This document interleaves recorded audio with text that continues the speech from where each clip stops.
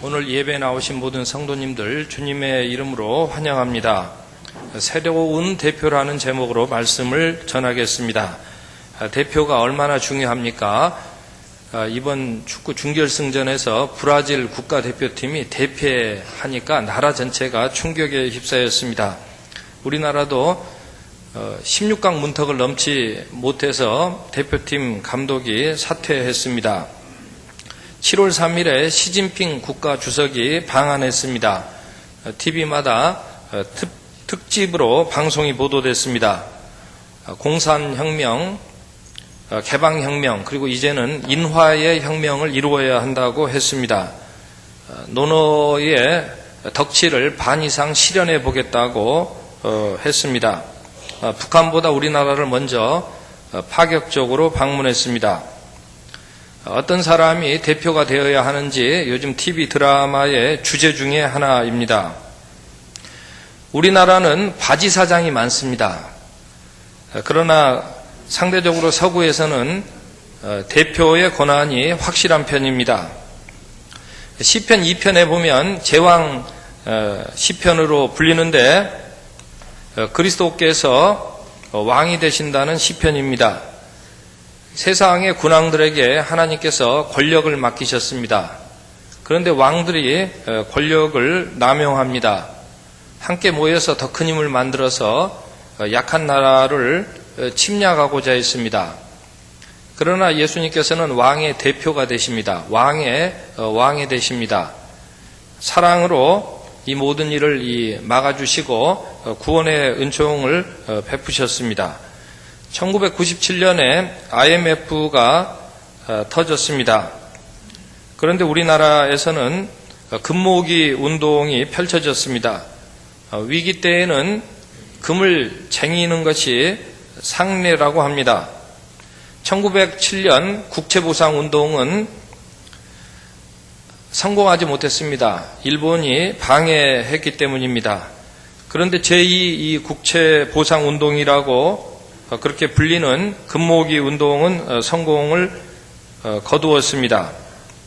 세계는 우리의 금을 쟁이지 않고 그렇게 내놓는 모습을 보고 투자를 재개해서 우리나라가 위기에서 벗어날 수 있었습니다. 금으로 만든 기념품과 메달이 모아졌고 조건 없이 기부한 사람들이 많았습니다. 다만 금괴는 모아지지 않았다고 합니다. 오늘 본문에는 두 대표가 나옵니다. 첫사람 아담과 나중 아담입니다. 첫 아담은 창세기에 나오는 아담이고 나중 아담은 예수 그리스도이십니다. 둘 다 사람이지만 둘 사이에는 현격한 차이가 있습니다. 첫 아담은 온 세상에 죽음의 그림자를 드리웠습니다. 반면에 나중 아담은 죽음의 커튼을 걷고 영생의 빛을 비추셨습니다. 하나는 죄악의 역사를 만들었고 다른 하나는 구원의 역사를 만드셨습니다. 첫 아담은 죄와 정죄와 죽음으로 이어지는 옛 역사를 대표하고 나중 아담은 의와 칭의와 생명으로 이어지는 새 역사를 대표합니다. 첫 아담은 타락하는 사람의 대표요, 나중 아담은 구원받는 사람의 대표입니다. 성경은 첫 아담이나 나중 아담을 모두 역사적인 사람이라고 알려줍니다. 첫 아담의 타락 사건은 묻히지 않는 역사입니다. 아담은 첫사람으로 인생의 길을 잘 걸어야 할 사명을 가지고 있었습니다. 왜냐하면 그가 걷는 길을 따라 다른 사람들이 움직일 것이기 때문이었습니다. 그만큼 아담이 가진 권한은 대단한 것이었고 그가 져야 할 책임은 막중한 것이었으며 그의 영향력은 막강한 것이었습니다. 아담이 지은 죄악의 독특성이 여기에 있는 것입니다. 다른 사람들은 이렇게 말할 수 있습니다. 아담을 따라서 죄를 지었다 말할 수 있지만 아담은 그렇게 말할 수 없는 처지였습니다. 뿐만 아니라 아담은 자기가 죄악을 범함으로써 다른 사람들이 오판하게 만든 책임까지 져야 하는 입장인 것입니다. 그만큼 첫사람의 위치는 중차대한 것입니다. 그렇기에 선악과를 따먹기 전에 아담은 심사숙고했어야 했습니다. 자신이 왕노릇하기 이전에 아담은 하나님의 말씀을 깊이 들어야 했습니다. 그만큼 아담이 대표로서 중차대한 위치에 있었기에 하나님은 그의 범죄를 심각하게 받아들이신 것입니다. 지금도 죄악이 범해지는 과정이나 양상을 볼 때에 유사한 점이 있습니다. 죄악은 진공 상태에서 저절로 생기지 않습니다. 죄악은 주도적인 시작과 동조하는 과정을 통해서 진화되는 것이 죄악의 특성입니다. 그러므로 초기에 차단하는 것이 중요합니다. 대표를 잘 살피는 것이 중요하다는 것입니다. 사람은 죄악을 범하고 무책임하게 군중 속에 숨어버리는 속성을 지닙니다. 이것은 바람직한 태도가 아닙니다. 죄악이 발동하는 초기에 이를 강경하게 대처해야 할 필요성이 있는 것입니다. 본문은 한 사람이 죄를 범하였다는 사실을 강조합니다.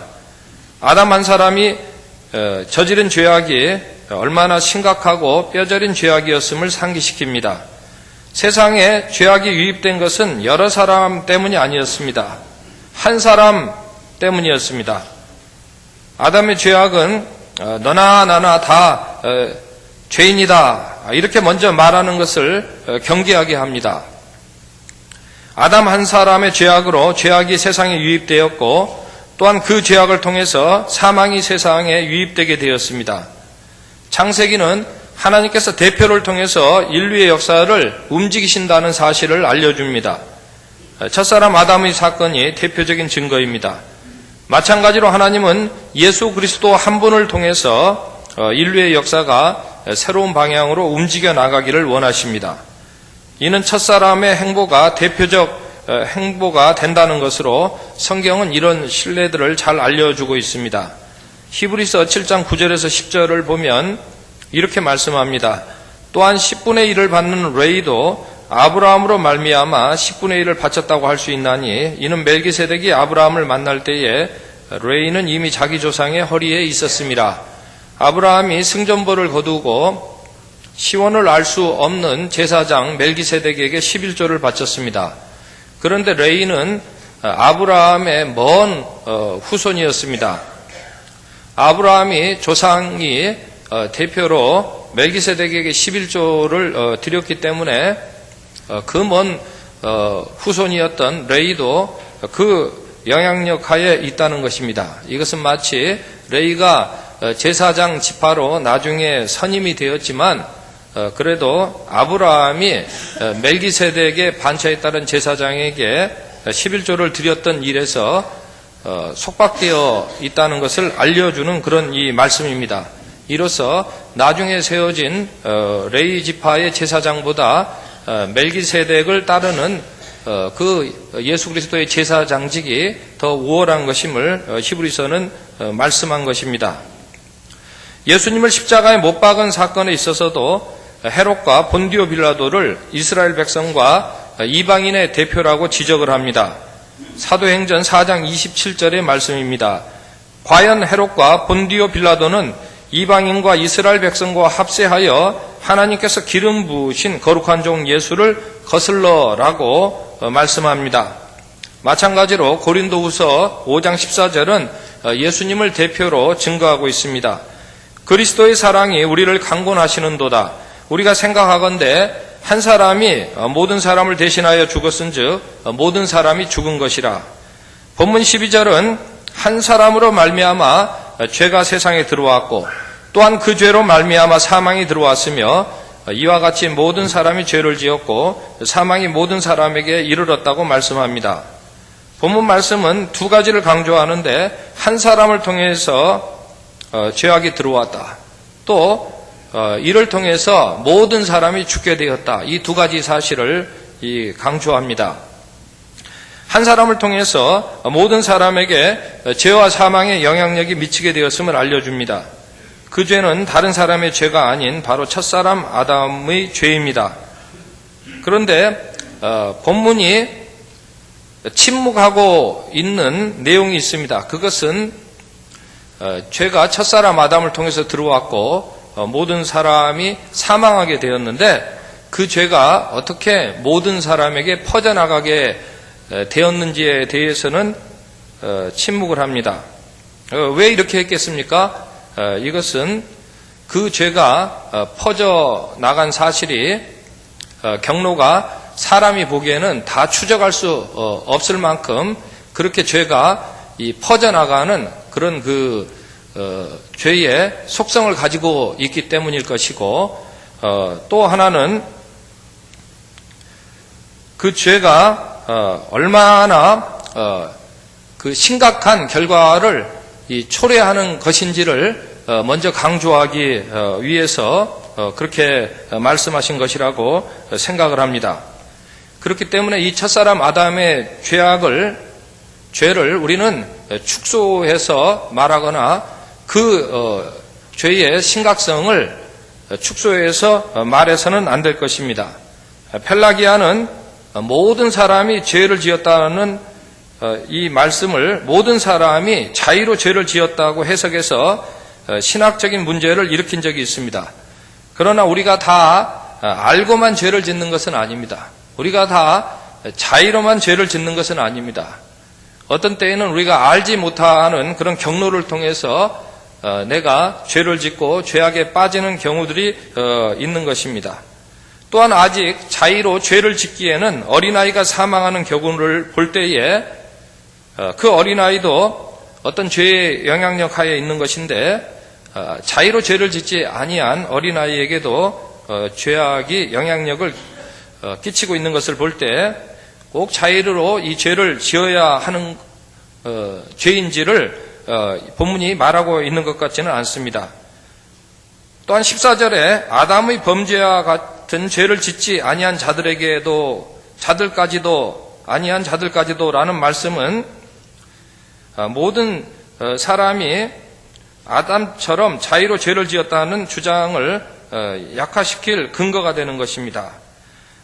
그 이후의 죄는 아담과 같은 죄를 짓지 아니한 그런 그 죄일 수도 있다. 약간 구별해서 말씀하시는 것입니다. 오히려 본문은 적어도 5차례 이상 아담의 죄를 말씀함으로써 그 죄악의 대표적인 그 특수성을 강조하고 있습니다. 또한 뿐만 아니라 그 대칭으로 여러 사람의 은혜를 말하는 것이 아닙니다. 오직 한 사람 대표 예수 그리스도의 은혜로 말미암아 우리가 의롭다 여김을 받게 된다는 것을 또한 내놓고 있는 것입니다. 한 사람 예수 그리스도로 말미암아 의롭다 여김 받게 되는 말씀과 대칭을 이룬다고 볼 때에 모든 사람이 자기 행위로 의롭게 된다는 것을 대칭 구조에 세우기 어렵다고 할 것입니다.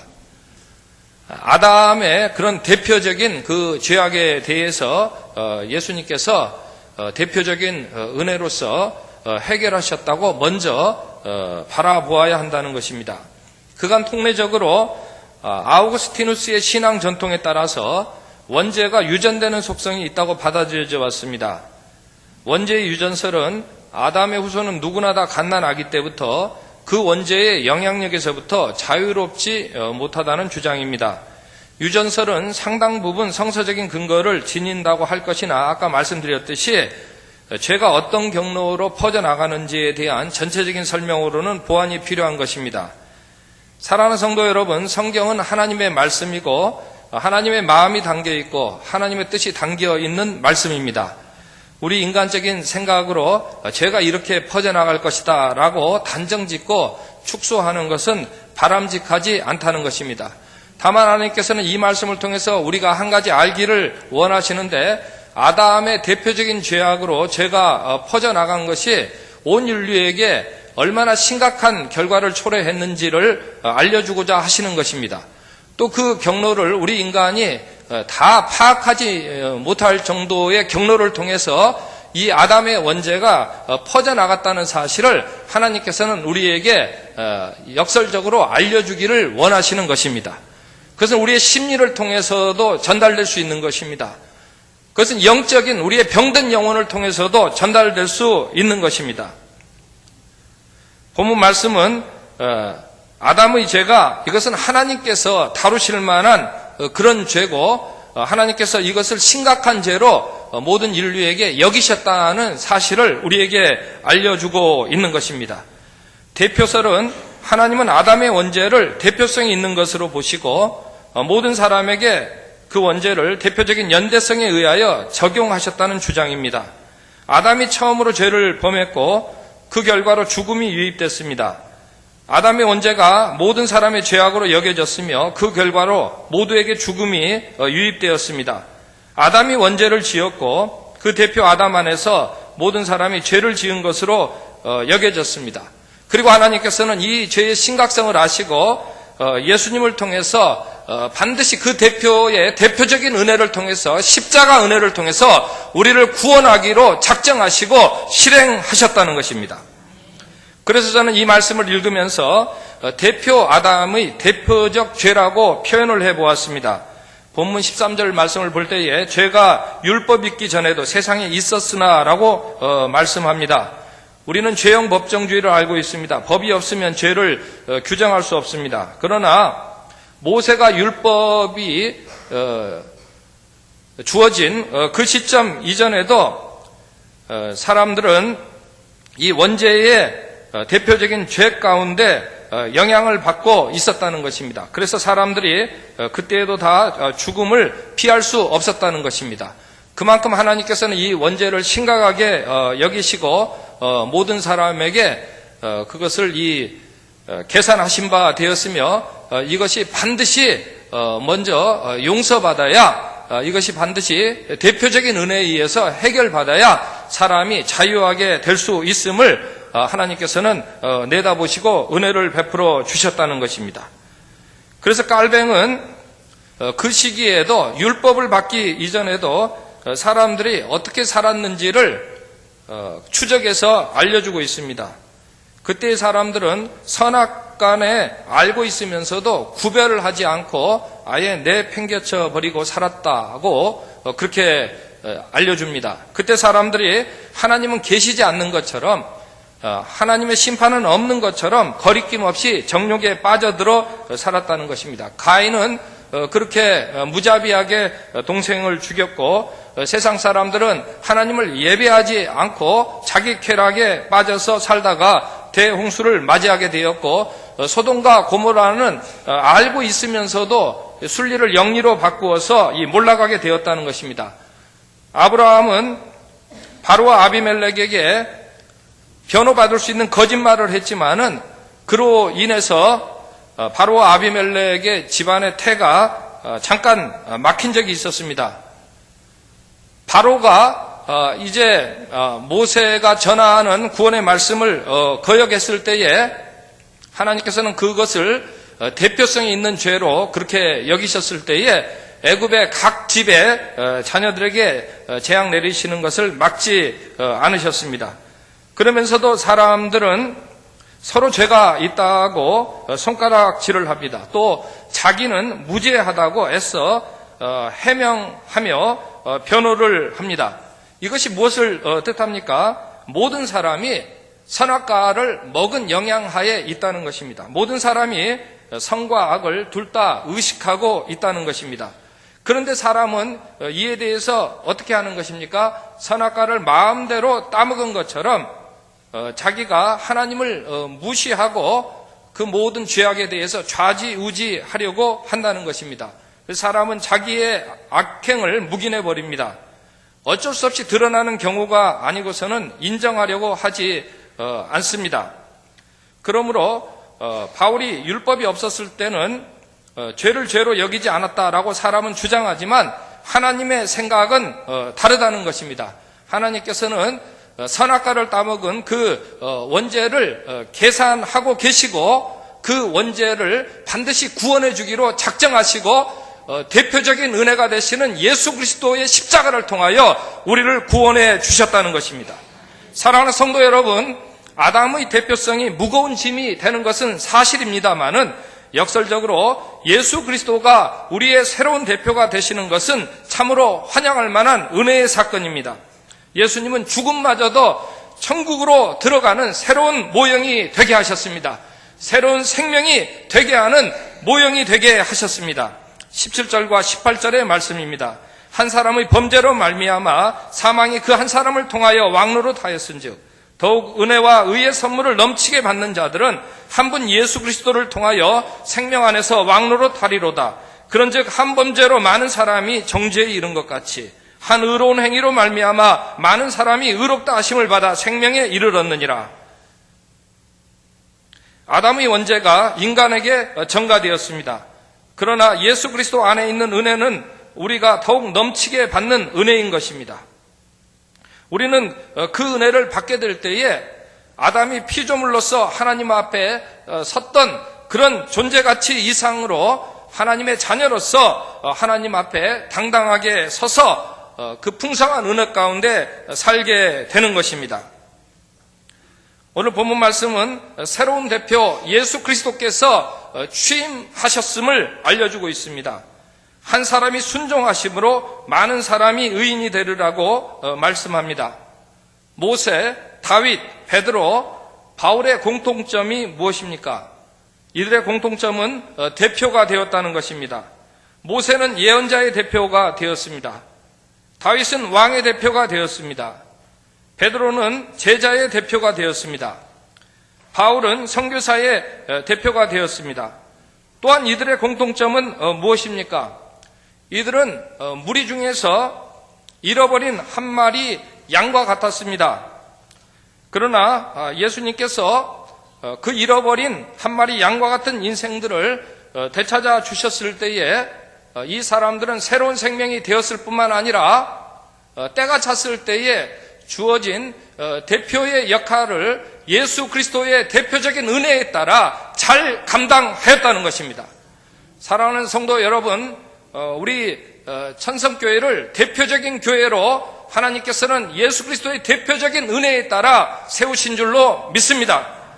우리 천성교회의 목사와 이 장로님들은 대표성이 있는 분들로 노예 차원 이상에서 인정받고 있다는 사실을 여기에서 잘난 척하는 것이 아니라 사실관계로서 말씀드릴 수 있는 것이 하나님께 영광이 되고 또 우리에게 감사한 일이 되겠습니다. 여기 계신 모든 성도님들 때가 찰 때에는 반드시 대표의 역할을 감당하게 될 것입니다. 그러므로 대표적인 그런 죄악의 심각성을 놓치지 않게 되시기를 바랍니다. 그리고 늘 대표가 되시는 예수 그리스도의 은혜 속에만 거하게 되시기를 바랍니다. 그리고 그 대표가 은혜에 따라 사는 것이 얼마나 풍성한 삶을 여는 천국의 행복 열쇠가 되는지를 주님께서는 보여주기를 원하시는 것입니다. 기도하겠습니다. 사랑의 아버지 하나님, 우리 한 사람 한 사람을 잃은 양 같았으나 예수님 안에서 되찾아 주시고 제 몫의 대표의 역할을 잘 감당케 하셨습니다. 바지사당이 아니라 실질적인 대표로 불러주셨사오니 주님의 은혜에 따라 대표의 역할을 잘 감당케 하옵소서. 아멘. 예수님의 이름으로 기도합니다. 아멘. 아멘.